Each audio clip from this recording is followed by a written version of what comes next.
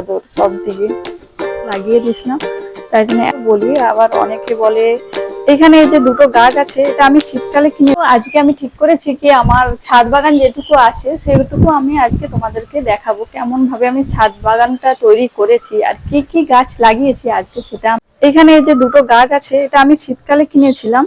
এটা হচ্ছে বেগুন গাছ, যদিও তেমন একটা বেগুন হয় না, অনেক ফুল আছে কিন্তু বেগুনগুলো হয় না, ফুলগুলো সব ঝরে যায়। আর এটা লঙ্কা গাছ, লঙ্কা গাছ কিন্তু এখানে লঙ্কা, এখানে অনেকগুলো লঙ্কা চারা একসাথে লাগিয়ে দিয়েছিলাম, তাই জন্য এতগুলো লঙ্কা চারা বড় হয়ে গেছে একসাথে। এগুলো আমরা 9টা 10টার ফুলও বলি, আবার অনেকে বলে 10টা মণি এসবও বলে থাকে, অনেকে পর্তুলিকা, যেটা সবাই বলে পর্তুলিকাই বলে বেশি। এখানে আরো দুটো বেগুন গাছ আছে, আর এখানে আছে একটা উচ্ছা গাছ।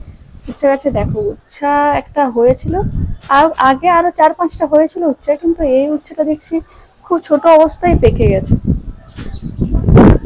এদিকে একটা লাউ গাছ আছে, আজকে এত পরিমাণ হাওয়া দিচ্ছে। এখানে স্থলপদ্মগুলো আছে, একটা বালতিতে লাগানো আছে, বেশ ঝাগড়া হচ্ছে। এখানে আছে 3-4টে বেলি ফুলের গাছ, আর কিছু খোসলা শাকও লাগিয়েছিলাম, এখনো সেগুলো বড় হয়নি, ছোট হয়েই আছে। আর এখানেও কিছু লঙ্কা চারা আছে। এখন তো বাগানে এই ফুলটারই বেশি কদর সব দিকে, এত সুন্দর বড় বড় হয় ফুলটা। ইচ্ছে যদি থাকে গাছ লাগানোর, তাহলে জায়গা থাক আর নাই থাক, গাছের জন্য জায়গা ঠিক বেরিয়ে যায়। এখানে আমি 3টে গাছ লাগিয়েছি।